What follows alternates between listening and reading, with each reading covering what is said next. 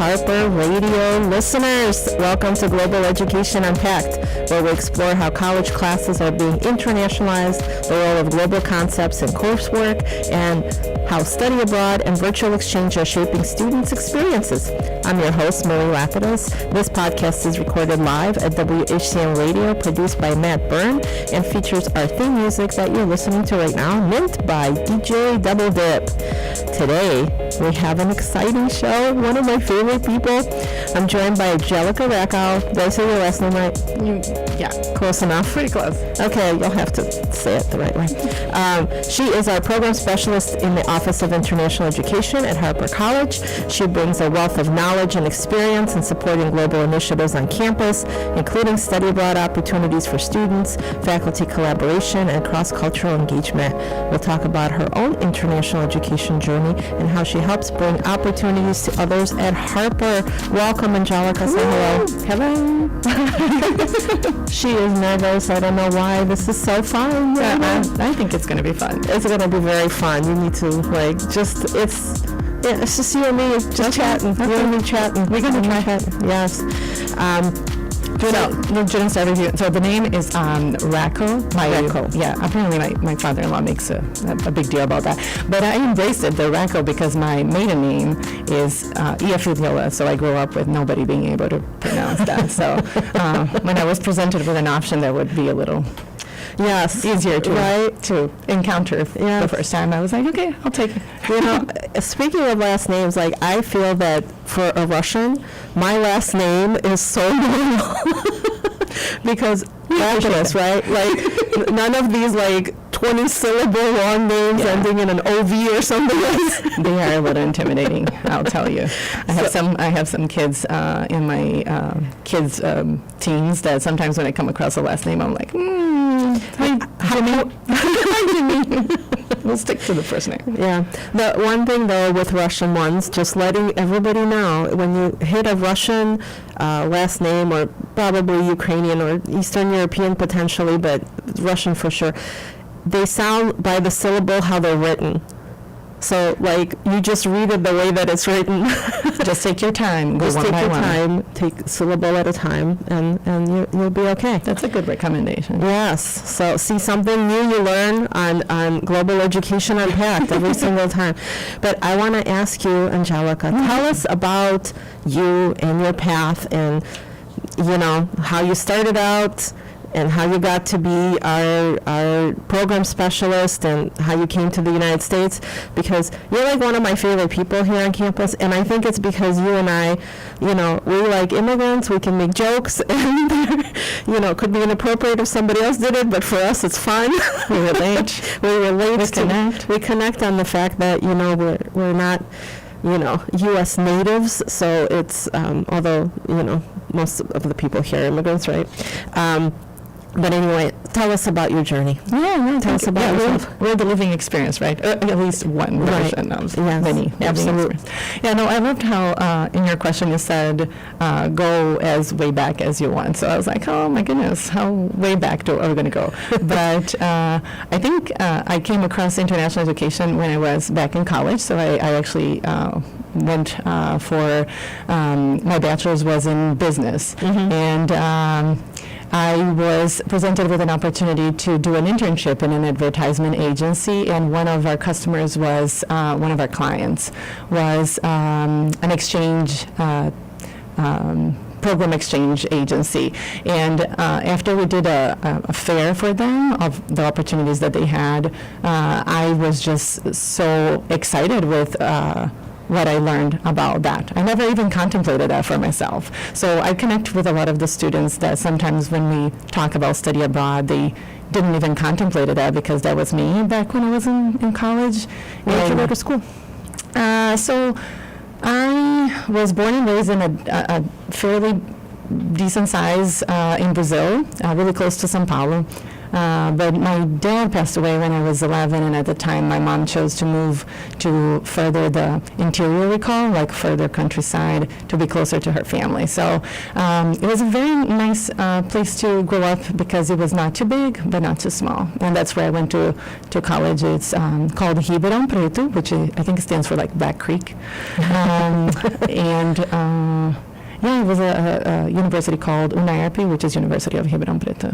Yeah. But anyway, so when I actually went to the exchange agency to get paid, to get the check for the agency, they said they were really happy with the work I did, and if I ever was looking for a job after my internship was over, they would be happy to offer me a job. So that's how I ended up as a enrollment advisor, I guess that was the name at the time, and I learned about different study abroad opportunities. It was not just the format that we have here, which is like you go for credits, you earn credits for your experience abroad. There was a lot of travel abroad to work, or you go for high school programs, or so there was a couple different formats of what going abroad for a professional experience or education experience looked like.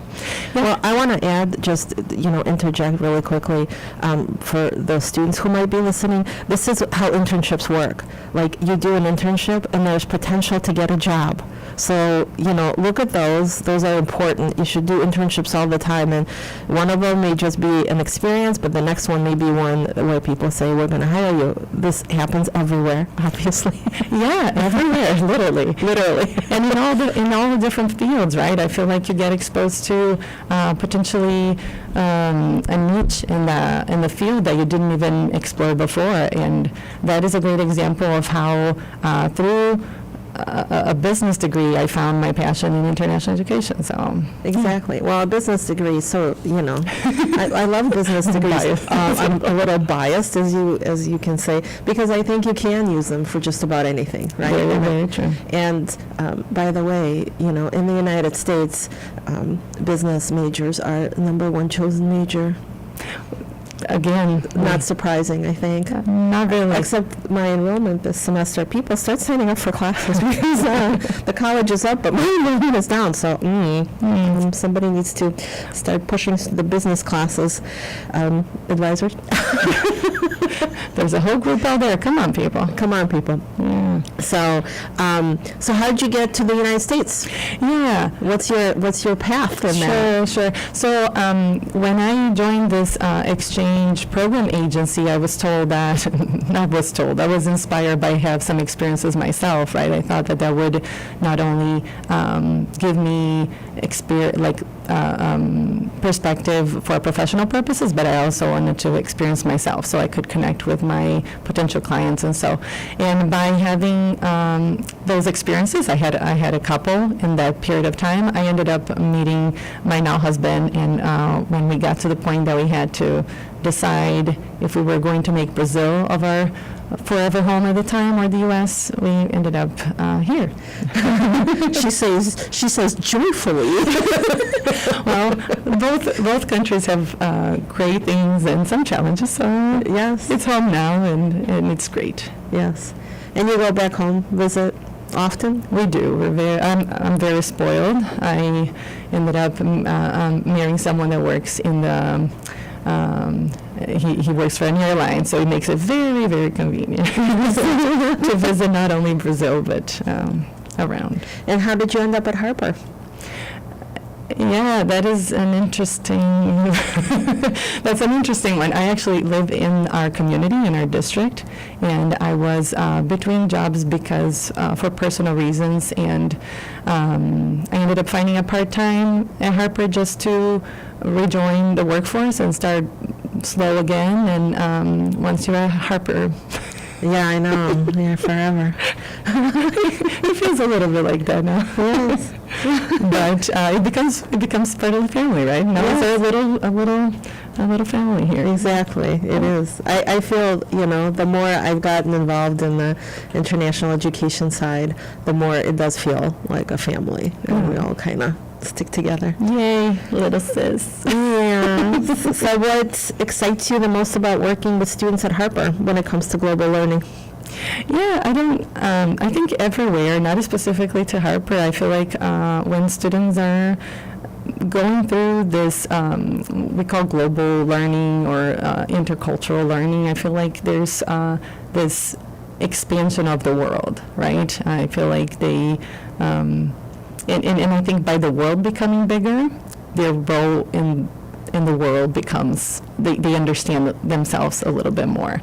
So I love for them to understand the layers of how the world is so much more than this, the reality that they live every day. Yeah, I feel, as wherever you live, you tend to be in your bubble of your community and neighborhood, right? And then and when kids grow up, we do that as parents, right? We want to move into a neighborhood where it's going to be a good neighborhood, where there's good schools, all of that. We talk about that, when you're a parent, that's what you think about.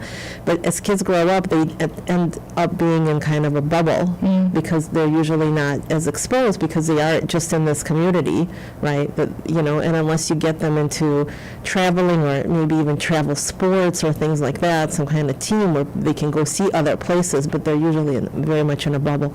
So I agree with you that sending them away as far as possible, I say, go on a study abroad. I wanted my children to do that when they were in college. My oldest one now just did a Nepal trip in med school. They didn't do it in college, but yes, it was, she didn't tell me everything that happened until afterwards. So it was a little scary in the beginning. She did get really sick there. As, Americans tend to do in Asian countries when you get she got an extra special bug. She had medicine for the regular bugs. She got an extra special bug. Oh. But, so I do believe in, I kept encouraging them to go and travel and study abroad. So, and I encourage students at Harper the same. I want them to go travel. That's the only way to expand your horizons and really, like you said, understand, all the different layers of the world and how life is, and maybe even to appreciate the life that they have. 100%. And I feel like we've been invited more and more, I feel like, in recent years to really push ourselves to uncomfortable conversations, uncomfortable situations. And I think there is a huge difference between exposing yourself to these things and going back home after that, where it's very comfortable to curl back and go back to your old ways, right. While when you are in a different setting, around different people, under further and further differences, I feel like sitting in the uncomfortable, in an uncomfortable setting, is where you're going to get that growth that potentially, unfortunately, we cannot recreate. Yeah. And I agree with you. Conversation on campus is not the same as being submerged into it day in and day out without having an opportunity to leave when you're uncomfortable. So, but, it's not uncomfortable that you're, like it's terrible. It's uncomfortable because it's growth. That's the difference. It's not uncomfortable because you're being punished in some way. No, and if we go further in talking about how these programs are, and so we're going to talk about how there's a huge concern and effort in the students' well-being and mental well-being, and it's all about creating an environment where students are pushed to that, but in a healthy way. Yes. Right? We develop those bonds with the faculty that is leading, or we create ways that the students can navigate that if it gets too uncomfortable. But I feel like it's the setting of not being able to curl back into a very comfortable place back home. You are in a setting that continues to push you further into that growth. Absolutely. Yeah. So a moment from a Harper trip maybe to check out even a study abroad site that made you think, this is why I do this? Yeah. I don't know. I've been working on some of the marketing materials that we use to promote our office and the things that we do. And we have a picture. So if you come across our trifold this upcoming year, you're going to see there's a picture of a student that it's just sitting in, it's during a safari, actually. They were in Kenya, and and she's just looking and just reflecting. And I think that is a huge representation of the debriefing that the group came back with. Yeah. I feel like it was just a huge reflection of you revisiting your own, the things that you thought were pre-established for you. So what do you see for your future? What is happiness for you? What you're seeking, what are your future goals? I feel like that group came back very avidly talking about that, how they saw happiness in a simple way that they did not experience back home. And I felt that that picture is a great representation of that. And by having the students talking and building on the other experience, like, right, when they were debriefing and talking, collaborating with each other on what that whole reflection was, it was exactly what we were talking in the previous question. It's why I do this. It's like the students now have a more mature idea of what they are looking for their future, what will what will mean fulfillment for them, and to question themselves if they get caught into the everyday life and seeking for maybe more superficial things. I hope that they go back to that moment they were in Kenya and that they notice those things, and that they're going to think it doesn't require all this. It can be more simple than that. I agree with you. It's always, and for me, it was a little bit shocking because we came here and this was like, this is the better place to be, is in the United States, and to live a better life and to have, that American dream, right?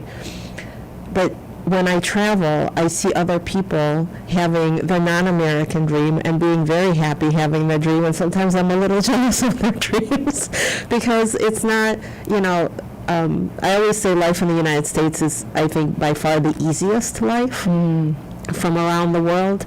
But I think that doesn't mean that it's necessarily the best life for everyone. 100%. Yeah, and it has all the different layers of, right. Like, I love that you use the word easy. Yeah. Because I feel life in the United States gives you some dignities that do feel like that could translate into, some people could call best, but it lacks on some aspects that when you see how other people live and they don't have all the securities that we have, right, that doesn't necessarily translate to unhappiness. Right. Yeah. So some students will say that studying abroad isn't for them. What would you say to change their minds? I mean, you probably have to do this quite a bit in your job, right?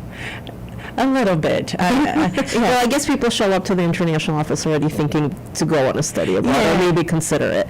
So, but what if you're doing a presentation and there's hecklers going like, I'm not doing the study abroad? Well, the first, I come back right after them and I say, why? Why is it not for you?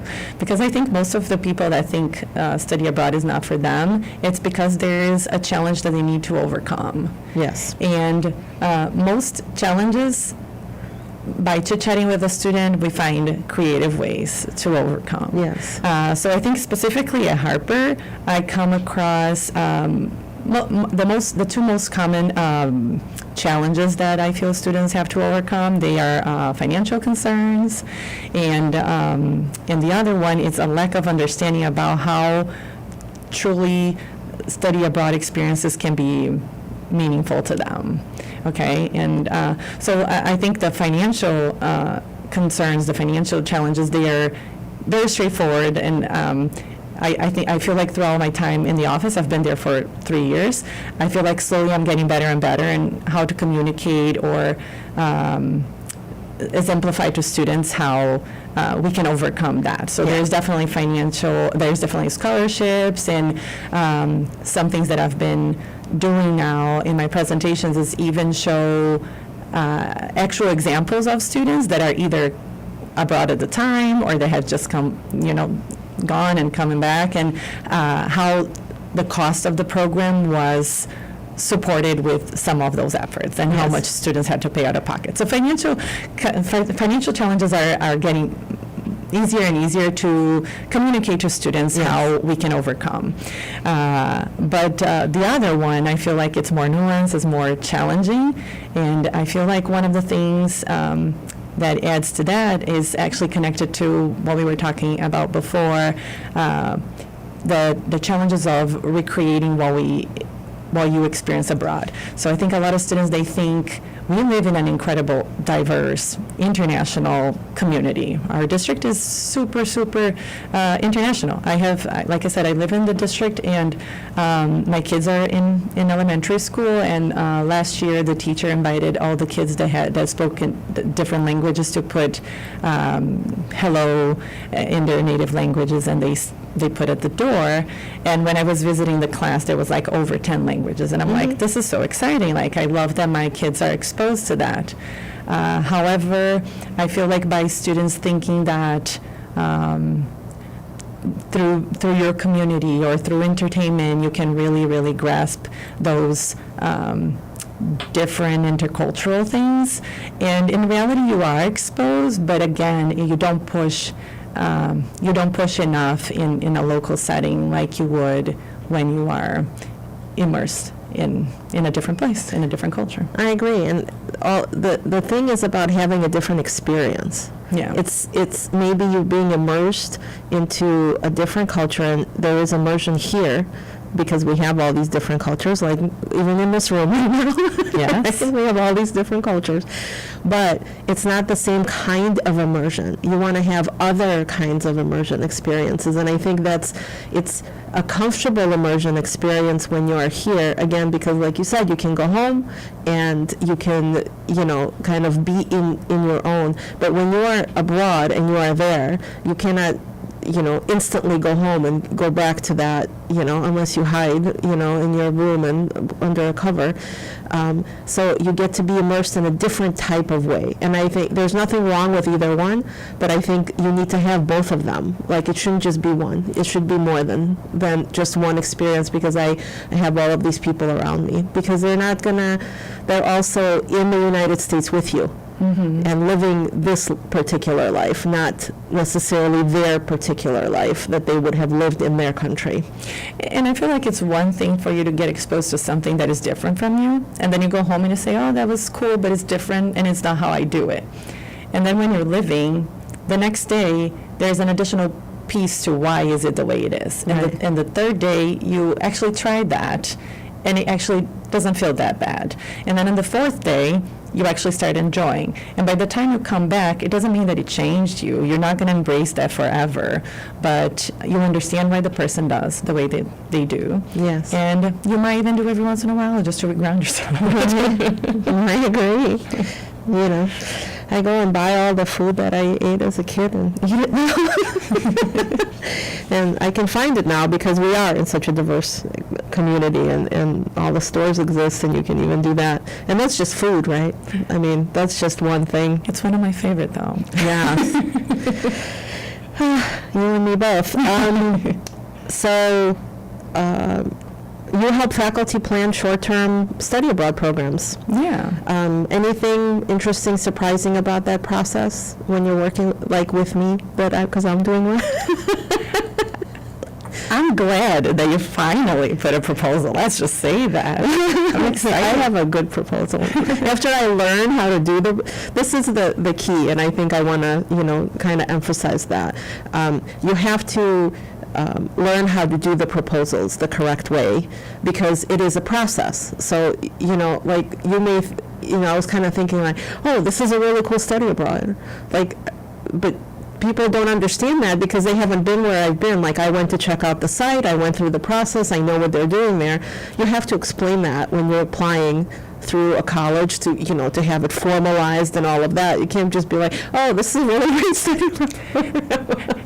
And right there, actually, you said one of my favorite things, or what surprised me in working with faculty is, and I'm going to add a little background to our listeners, and we currently work under the leadership of Richard Johnson. He's the director of the office, and he has a very, and the office has been established in 2014, I believe. So, and ever since, there's this huge effort in professional development. And so while our whole internationalization of the campus efforts are very comprehensive, I think if we had to summarize things, we would say, Rich always says that you cannot have a global-minded student body without global-minded faculty, right? And I like to use that as an example because not a lot of people know all the professional development efforts that are in place to get our faculty and staff to have this global perspective, so we can then pass to our students. So one thing that surprised me and continued to surprise me is how the faculty that proposes these programs, they're deeply involved with international education. So it's not just a faculty out there that woke up today and decided that they want to take students to, I don't know, London. It's often people that have had a lot of opportunities to further develop their intercultural skills. They're in a journey themselves of intercultural exchange and learning from faculty that comes from abroad or from field opportunities that we have. So when faculty proposes these, they want to recreate some of their own aspects of their own journey. So that's something that surprised me before working in this field. I just thought it was a random professor that decided that they want to take students abroad. Let's just, and there is so much more meaning and so much more intention behind the proposals. And believe me, the faculty that proposes these, they don't finish the program and they're done. They often stay connected with us doing other things. So that's something that surprised me, and I hope that it tells students gives them some information on the quality of the experience that they would have. Absolutely, and I'm going through that process, and it is, like I said, it is a process, but it is, you just have to follow the setup of what needs to be done and to kind of understand what everybody is looking for, because you need lots of approvals and all of that, but all of those are set up on purpose so that you have you prevent as many issues as you can that could potentially happen on a trip abroad beforehand. Like, you've at least thought about them. Like, what would you do in this situation? What would you do in this situation? What are you going to be doing every day? Who's responsible for what? What if something happens? Where's the hospital? Mm-hmm. Like, those are the kind of things that when you think about a study abroad, you may not think about all of the things that are potential things that could happen, not necessarily bad things, but like you just need to be prepared for what happens. Like somebody's late, your thing doesn't show up, like you're supposed to be doing this day and it doesn't happen. What are you going to do, right? You need to have backup plans and you need to think about that. And I think when you're excited, like I was very excited about my program, like, oh yeah, I have to think about it. How do you do that? I have to contact the providers and be like, well, who's responsible for this? And who provides insurance? You don't think about all of these things because you're excited about the experience. You don't think about all these things until you're asked. And I value that, actually. I was like, you know what? Now I get how it's done, and I understand what it's there for, and all of the rules that are put into place for that. So I appreciate that.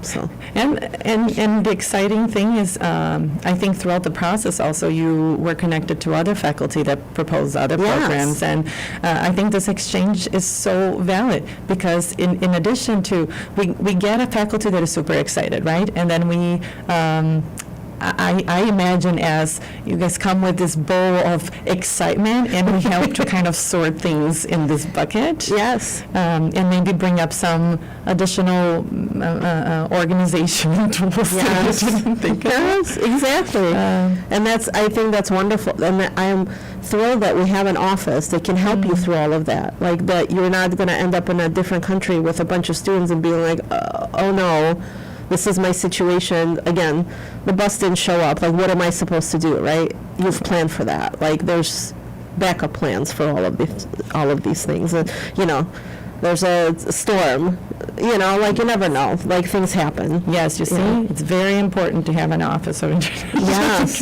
it absolutely is. You know what, I even appreciate having a travel agency when I went to DC and got stuck over there, and my, American decided not to fly us anywhere, Yes. and took my luggage on top of it. So, it was nice to have somebody like in the background who can also help you. Like you're not the only one dealing with things. So, and that's important when you're abroad, because you're abroad with people and you want to make sure that they have the best experience possible, but life happens, so you have to it's nice to have that backup. Yeah, and just adding to people to know some of the aspects that are evaluated when a proposal comes in, right? So we see exactly those things. If sometimes we want programs that have a good, that the costs are reasonable to our students, Yes, right?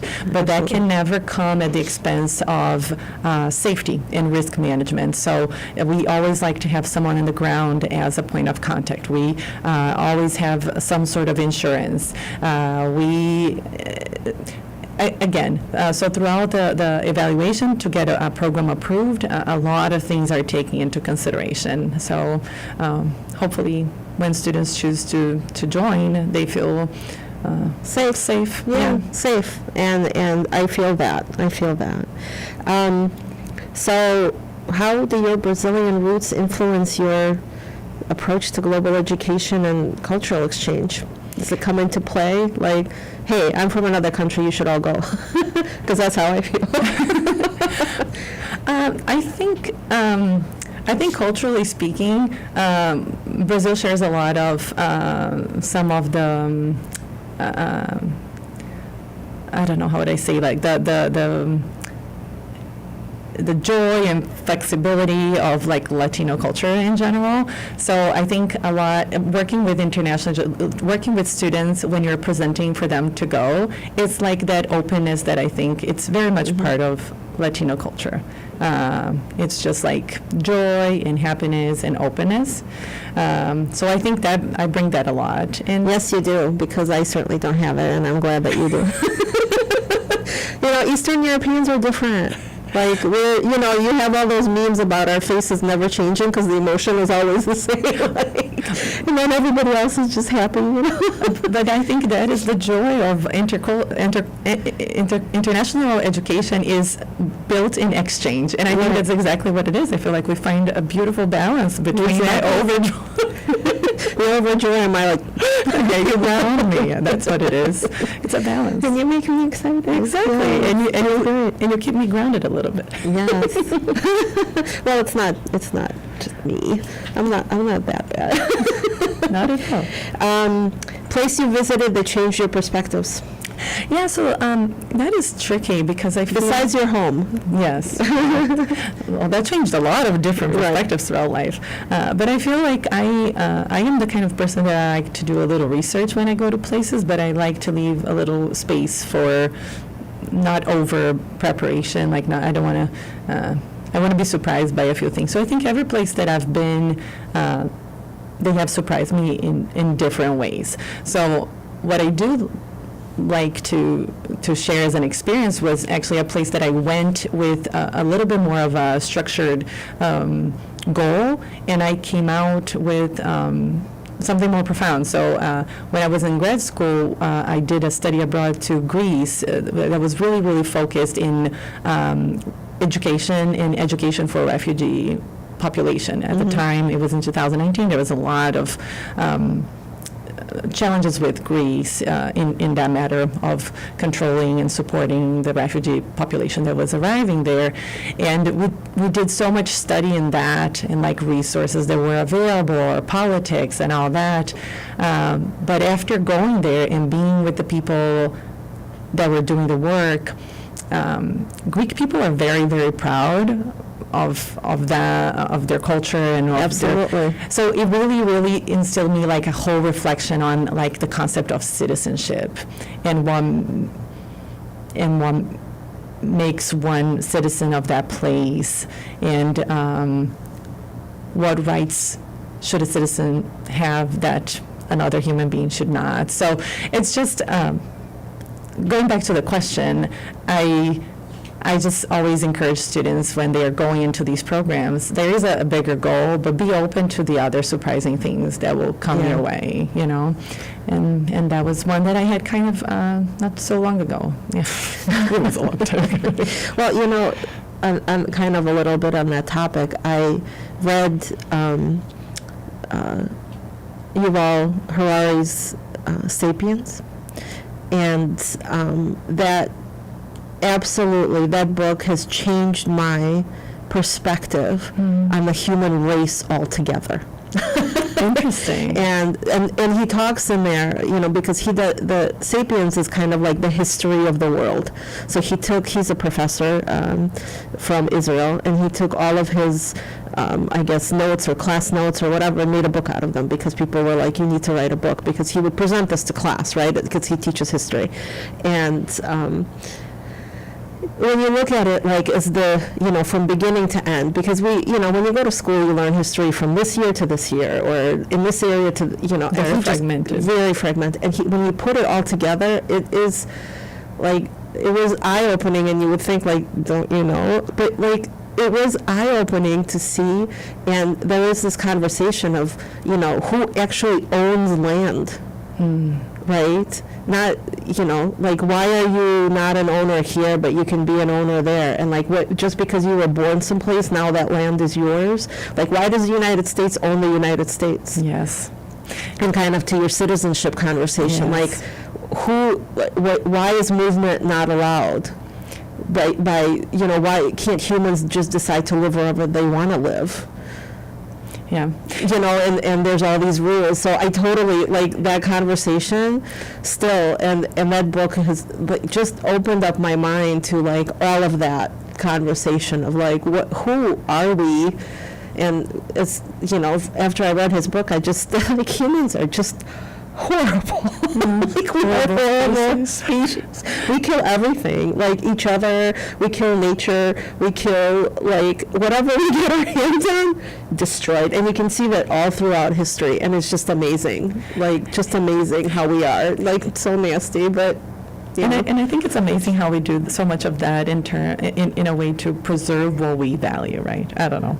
I agree. I think we can go down the rabbit hole. The rabbit hole of that forever. Yes.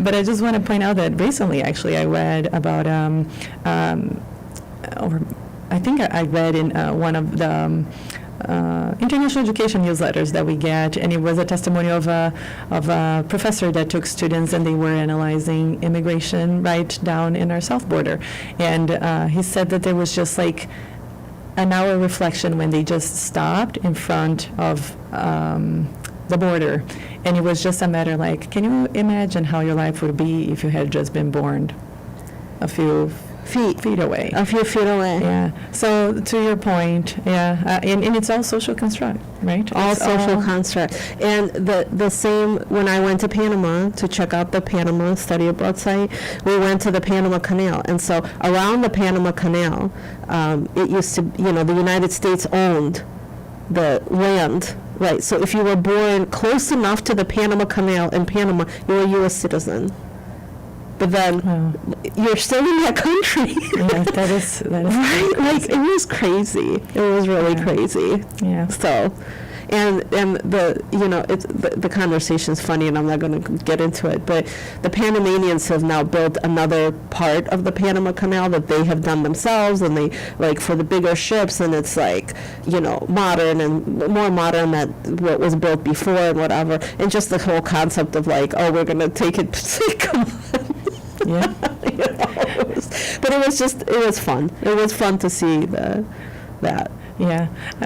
And that can be in so many aspects of life in general, but when you're talking about physical barriers that are connect to nations, it's just, it's really crazy. Right? Yeah. Well, and those are the kind of thoughts you could have if you go on a study abroad. Yes. Those are the things to consider as you're sitting there looking out at Kenya and go like, I was born somewhere else, and like, and this person was born here. And look how they do this, and I do this differently. Why is it one better than the other? They're not. Exactly. So, dream study abroad trip, where would you go? Where would you want to go? Oh, where do you think? I would take students to Brazil. I've been around for 3 years. I don't have one faculty exploring that. So I need to plant the seed. Hey, I'm already going to Panama, so Brazil is just not a really far stretch from there. So next one. Well, so here, you asked me to envision my dream one. Yes. So I went a little crazy. Go for it. So I think, well, first of all, we've been doing this model of interdisciplinary, so I would definitely would like to have more than one discipline involved, more than one course involved, and I envision, even though it's very challenging, I was envisioning a 4-week, so it's very long.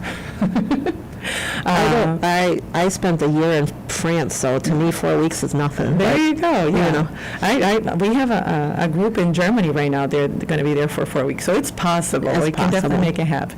But Brazil, similar to the U.S., it's very it's big. So because it's big and you have all that territory, sometimes you have very different groups of people in a very small area. So imagine if you do have a huge area like Brazil or the U.S., you have very different ways of living, right? So in Brazil, if I could build a study abroad, we would start right in São Paulo, so we could really understand a little bit of economy, urban life, a little bit of history. The second week, we would go to Salvador, which is in a state called Bahia. Salvador is actually the first capital of Brazil. A lot of people don't know, and it's where we have the how do I call, like the Afro culture is where the Afro culture lives in Brazil and breathes and really is really nurtured there. So I would bring my students there so we could talk a little bit more about like colonialism and Brazilian history, like the beginning, and how the transition, the flux of people change the way the culture is there. We would talk also a little bit about religion, because this movement of people also impacted how religion and faith is practiced in this region. For the third week, we would go to the Amazon, because if you're in Brazil and you're going to go to the Amazon, come on. And then I would love if someone in biology or geography would be involved, and we could talk about sustainability and biodiversity and indigenous people, indigenous culture, and we would finish the program in Rio, because how could you not? And we would explore current, like, modern life in Brazil, and we would talk about pop culture and nation branding and things like that. So that is right there. Okay, I think we need to plan that. Like that, I want to go. I'm game. We need to plan that. Let's find some partners. We need to find some partners. Absolutely. So before we finish up, rapid fire, a few questions. Ooh. Coffee or tea? Coffee. I drink coffee. I need coffee. You're Brazilian, right? Like, yes. That's life. Beach or mountains? Beach. My goodness, the winter here makes me love beach even more. Don't put me on the top of a mountain with any breeze. I just want to be burning. Well, this podcast will be, listened to whenever, but today it's very warm in Chicago and very humid. I don't know, that makes me want to be on the beach just because I just want to go in the water and not experience the outside that we have today. I feel like that's something that we balance in each other too. City or countryside? I love cities. Me too. I'm a city girl. You can put me in most big cities out there, and I find joy in just walking around and seeing people. Absolutely. Samba or salsa? Oh gosh, you all should know. As much as I love to dance, because I am a terrible dancer, especially for people. When people know I'm Brazilian, they expect me to know soccer, which I don't very much, but I enjoy playing, and they expect me to be a good dancer. I love to dance, but I'm not good at it. So I would choose samba just because I feel a little more comfortable, but don't expect me to do a good job with samba or salsa. Hey, you know what? It's the joy of doing it. You know, we can watch the professionals do it, and that's one thing. But when you see people just joyfully dancing, I think that's even, more interesting. Well, it sure looks interesting, but it sure is joyful. I love to dance. We should do that more often, by the way. I know. Well, we have our dance troupe here. We should have them do some Brazilian dancing. Well, there's that. There's that. Okay, well, we got to plan that, and we got to plan the study abroad in Brazil. Well, that one will take a bit. Yes. Well, because, the application just takes, a couple of months to do. So, but it's worth it. It is. It is worth it. And for the students who are listening who want to go to Brazil, tell your faculty so they they do it for you. Angelica, thank you for coming on the show. I hope it was not as stressful as you felt like it was going to be. Definitely not. Great company here. Great, thank you. And if you enjoyed this conversation, please like and follow us on Instagram at Global Ed Unpacked. You can also watch the recorded show on YouTube channel Global Education Unpacked when I put it on there, so don't be waiting for it today. And listen to the audio version of your favorite podcast platform once I get those out there. This episode was recorded live at WHCM Radio, produced by Matt Byrne, and features theme music by DJ Double Dip. It's called Mint. Find it on your favorite, music channel, Spotify, or what are you, Apple Music. Thanks for listening, and until next time, keep exploring the world through education. Yay! Thank you, Matt and Marie.